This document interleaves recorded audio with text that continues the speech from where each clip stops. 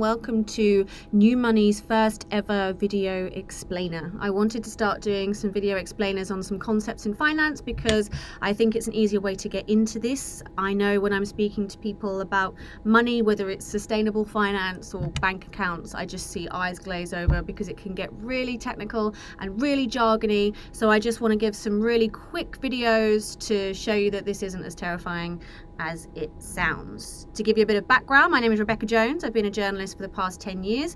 I actually graduated with a degree in English literature. I knew almost nothing about money when I started off in this industry, apart from the D that I got in GCSE maths many years ago.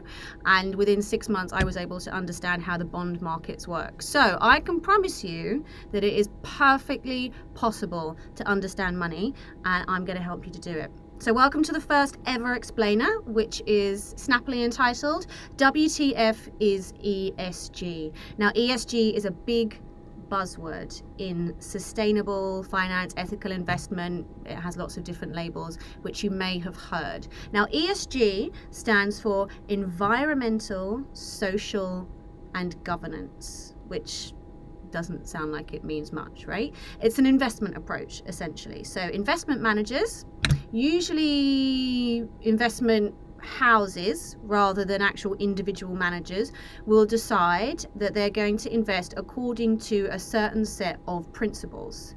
Usually they'll target companies that score average or above for their approach to issues like the environment, social, which can mean staff, it can also mean the people that are the end users of products or services, and then governance, and that tends to mean things like executive pay, anti-bribery, ensuring that there's not any corruption going on at board level. So all of those very important things when it comes to running a business. And in a nutshell, that's kind of what it is. So investment managers are looking for companies that are behaving well. And the reason that they're doing this, and the reason that so many more investment managers are doing this more and more now, is because the evidence shows that actually companies that behave themselves tend to outperform over time. I'll put a little link to some research papers that show this at the end of this video. But one really good one is Arabesque and Oxford University. They looked at hundreds of different studies, and they found that companies that in fact do behave well do perform better. And I certainly know from my experience looking at funds and companies in this space, that tends to bear out from what I see as well. Of course, lots of people are now jumping on this bandwagon, which is going to be a topic that we're going to tackle separately. This year is going to be a big year for us blowing up the greenwashing debate, because that's really important. As investment managers have discovered that ESG is such a useful thing, not only for boosting returns, but because so many young people now are not comfortable investing in companies that are behaving badly, and they're not comfortable investing in fossil fuel companies. They're not comfortable investing in companies that have really poor human rights records, or companies like Sports Direct, for example, that have attracted a lot of controversy over 0 hours contracts.